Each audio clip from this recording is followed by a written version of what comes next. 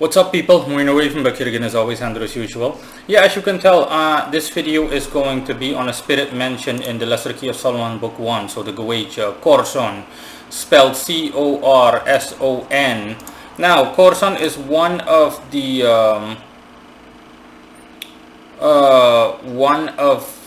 so-called four great kings. No offense to them, but they know what I mean. The four great kings, as they are mentioned in the Goetia, ruling in the four quarters or cardinal points, so east, west, north, and south. Now, before I continue, at the end screen of this video, you'll see the three other great kings mentioned. Now, the reason I say so-called, I'm not going to get into it, okay? Check the link in the description in this video. I have an article, an expansive article on the Goetia Evaluated. And long story short, the whole thing with titles and whatnot, kings, chiefs and whatnot, mistresses, dukes, etc., that's all bullshit. Just bluntly put, bullshit. Okay? You can simply just call these spirits by their name. Now, no offense meant to them, but they know that it's nonsense. You know, I'm not going to get into the semantics of it all. Anyways, Corson is up. I already covered Amaimon, Zimimai, and Gap. Zimimai or Ziminiar. And people that follow me already know that. Again, if you want information on these guys, so Amaimon, Ziminiar or Zimimai, and Gap or Goap, then you wait until the end screen of this video, or just skip to the end screen, whatever you want to do, and you'll see it pop up, and that's it. And if you want the Goetia Evaluated article, then check the link of the description. The link in the description of this video. Now, let's get down to it. Yeah, Corson is the last one that I'll be treating. I already covered Amaimon, Zimimai, Ziminiar, and Goap, as I already said. So yeah, Corson. Now, Corson, according to what is mentioned here, let me just read it in the paragraph that says observations. In the Goetia, it is the, hold on. Oh my goodness. Hold on. In the Goetia, it is page number 35. Yeah, page number 35. Now, these 72 kings be under the power of Amaimon, Corson, Zimimai or Ziminiar, and Goap, who are the four great kings ruling in the four quarters or cardinal points, east, west, north, and south. So that essentially, according to that order, that would put Corson on par with west, or just the west. Elementally speaking, or cardinal direction speaking. Now, cardinally speaking, regarding wind direction.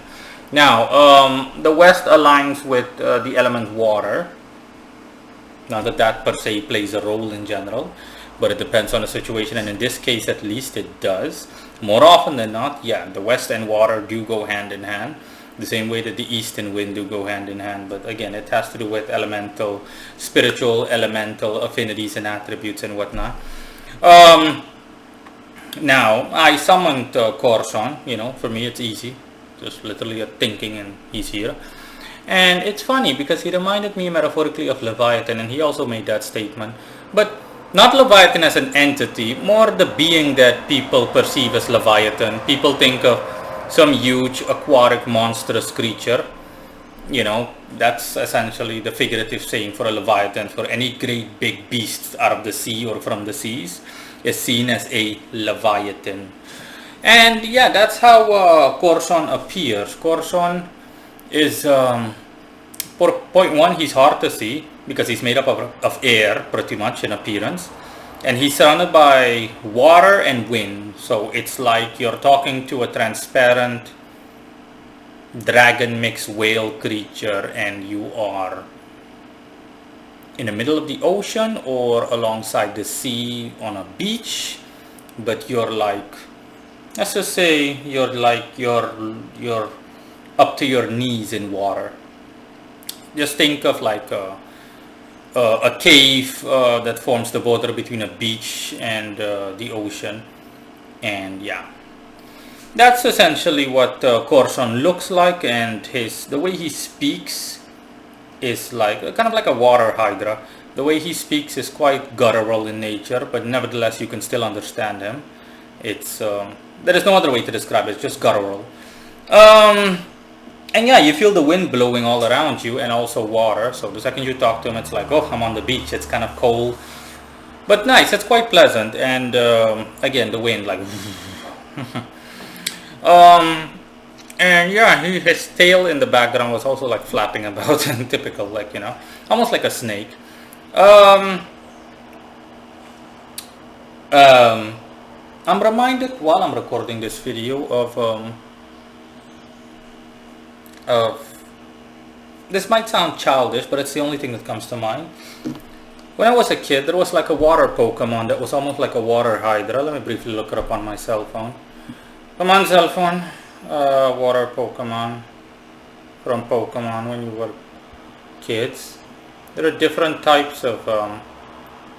There was one that looked like a Hydra. Oh yeah, no, I found it. Yay. Hold on. Come on. Giri. Piss off, man! Gyarados. Yeah, Gyarados. That's how it's pronounced, right? Or Gyarados, I think, in English. I'm just gonna show you guys really quick so that you guys have an idea. Come on, open the fuck up. This is essentially what Corson looks like, but obviously not childish. Think of a real life version of this creature and a transparent one, and you're like, oh crap. Yeah, but no, to any strong magician, it's not really an issue, let alone to an even stronger magician, let alone me, the Marina Ravenberg. Yeah, so based on what I've already said, I think you can come to the conclusion that Corson he has strong water and aerial properties in terms of spiritual attributes. Now, he doesn't align with any planet or zodiac sign, nor does he have any kind of classification, as in he is a celestial spirit or an infernal spirit. I mean, if you absolutely had to classify him, theoretically, you could classify him as infernal. Hi, Marino. Have a great day. Hold on. Have a great day. Yeah. Yeah. Sorry about that. I can't do anything about that. Yeah, so, and he's neither celestial or infernal. If you absolutely had to classify him, you could classify him as infernal, but he has no classification. I asked him and he was like, yeah, and that's also the vibe that I got. The vibe I got is, yeah, no. And he told me essentially something that you're already familiar with based on what I can see in your mind. I mean, with permission, of course, the parts that I'm allowed to see.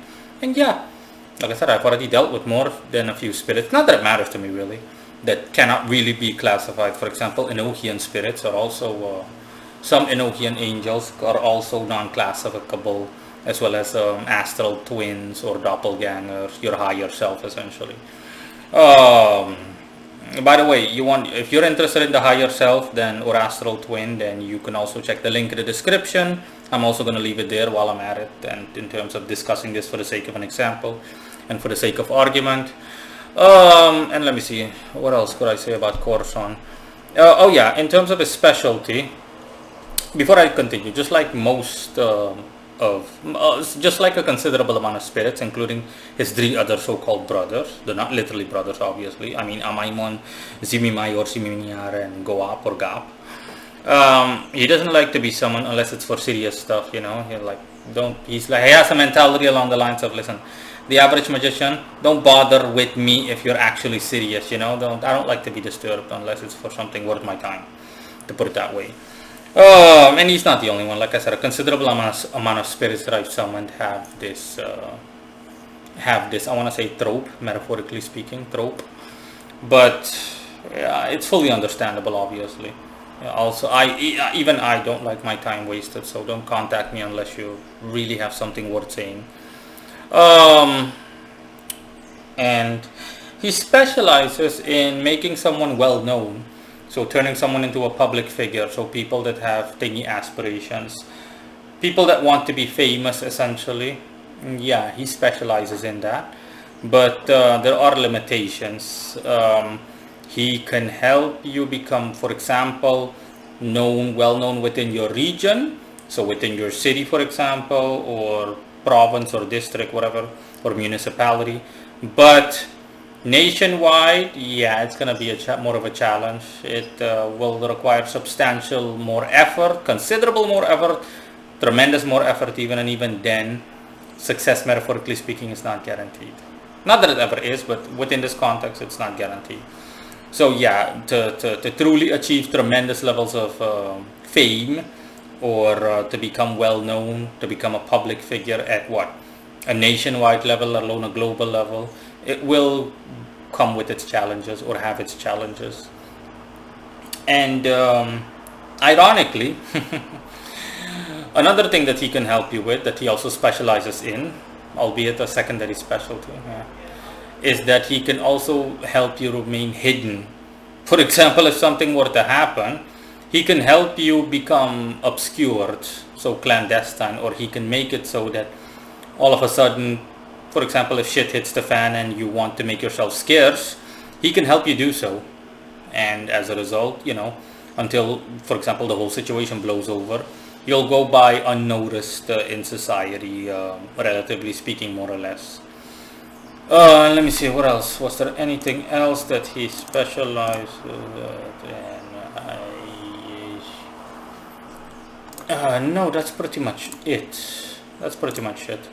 Nothing else to be said about Corson. That is all. Goodbye.